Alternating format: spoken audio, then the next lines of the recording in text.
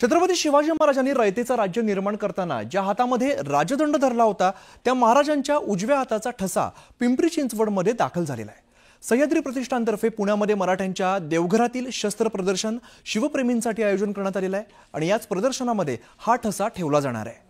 मसवडच्या श्रीमंत राजेमान्य घराण्याने हा ऐवज जपून ठेवलाय जो सर्वांना आता बघायला मिळणार आहे।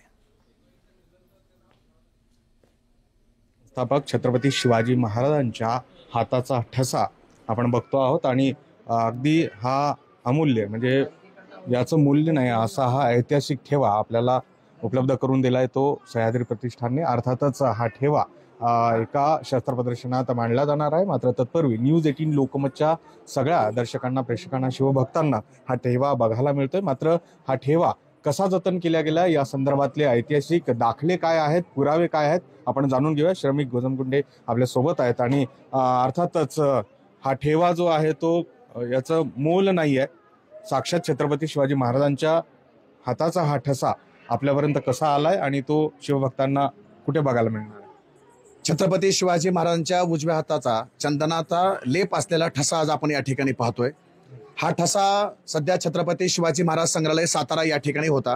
याचा थोडासा पाठीमागे इतिहास सांगायचं म्हटलं तर सातारा जिल्ह्यातील म्हसवडमधील जे राजेमाने घराणं आहे त्यांच्या घराण्यामध्ये हा ऐतिहासिक असा ठसा होता। शिवाजी महाराजांच्या स्वराज्यामध्ये जे काही महत्त्वपूर्ण ऐतिहासिक करार केले जायचे त्यावेळी शिवाजी महाराज स्वतः त्यांच्या हाताचा ठसा त्या ठिकाणी द्यायचे त्या पत्रावर।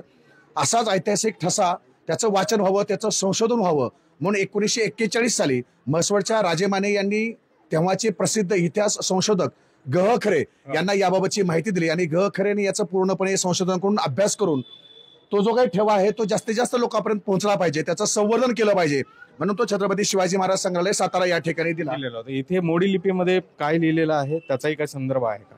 ग खरे यांनी याचं वाचन केलेलं आहे। त्या ठिकाणच्या मोडी लिपीमध्ये लिहिलंय ते श्री महादेव असं लिहिलं आहे। शिवाजी महाराजांच्या काळामध्ये जे पत्रव्यवहार केला जायचा त्यामध्ये सुरुवातीला मोडी लिपीमध्ये श्री महादेव हे त्या ठिकाणी लिहिलेलं असायचं। या ठेव्याचं अर्थातच छत्रपती शिवाजी महाराजांच्या या हाताच्या ठसाचं आपण दर्शन घेण्यासाठी बघण्यासाठी म्हणून जायला हवं एवढं नक्कीच। व्हिडिओ सूरज पाटील सर, गोविंद वाकडे, न्यूज 18 लोकमत, पिंपरी चिंचवड।